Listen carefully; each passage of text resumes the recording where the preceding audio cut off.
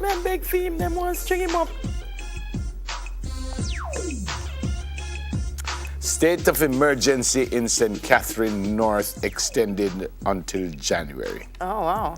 The opposition is saying an indefinite continuation of the situation is unhealthy to the economy and the community. It is unhealthy to the relationship between the people and the security forces, and it is generally unhealthy to the range of rights that we have come to expect. Prime Minister admitted it cannot be indefinite, as such a continuous measure would begin to yield little results. However, he insisted it was necessary at this time.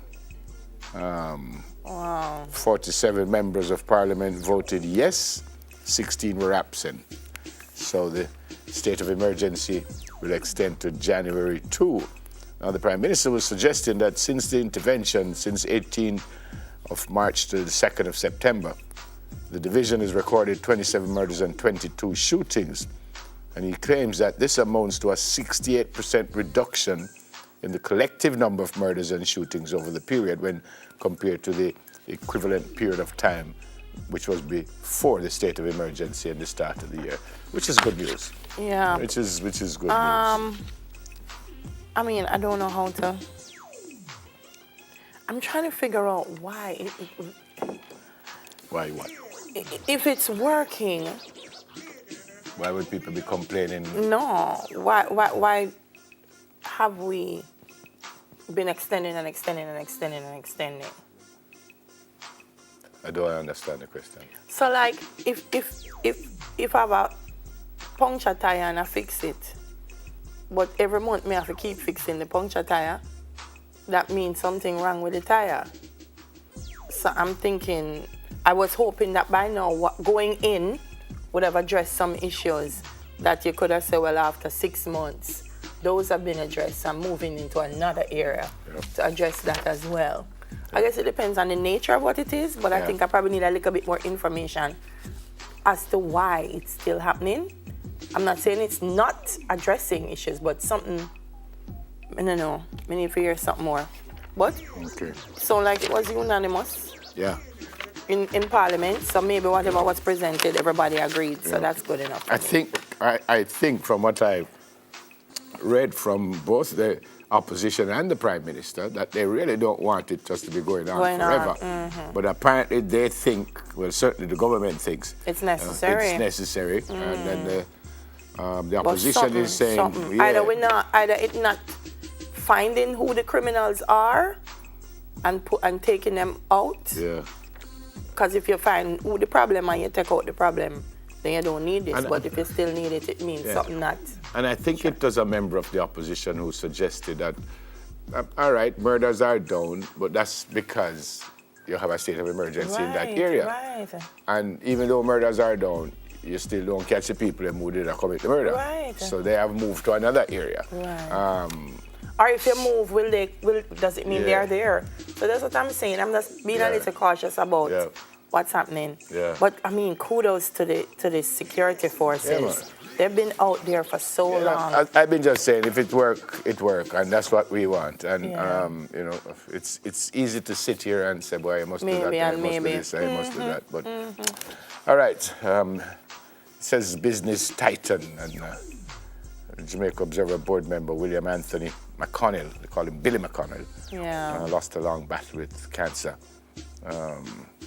He was 71, and he's survived by his wife, son and daughter. On behalf of all of us here, condolences to the family of Mr. McConnell.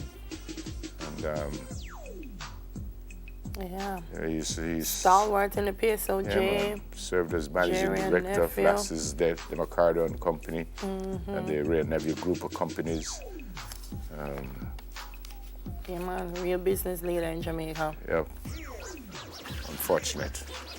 A lot of Newton Cane Farms, Jamaica Estate Tours, Edwin Charlie, Federated Pharmaceuticals. The list goes on and on, on and on. His contribution to business.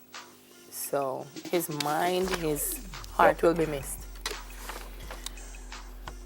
All right. More modifications to traffic. They say as of this Sunday, turn-in restrictions will be implemented along the section of Constant Spring Road between the bridge at Marketplace and Dunrobin.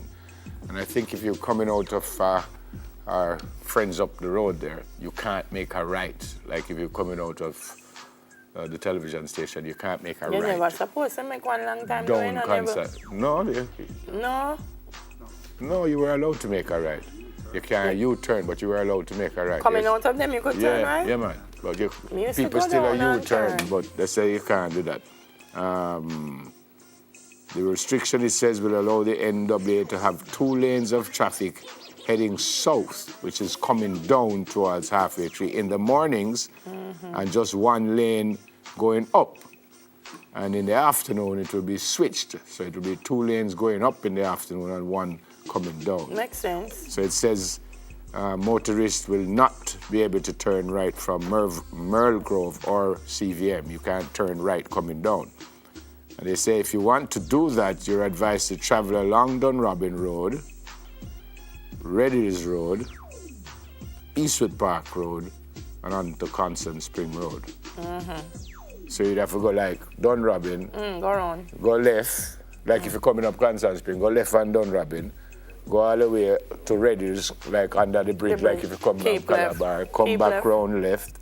And then you take it straight up to Constant Spring. Yeah, take Makes the sense. Eastwood Park and on to Constant Spring. Makes sense. You They cross say this Eastwood change, this will make this change permanent as part of the overall plan to improve traffic from Manapa towards Halfway Tree and New Kingston. Makes All right, sense. there you go. Makes sense.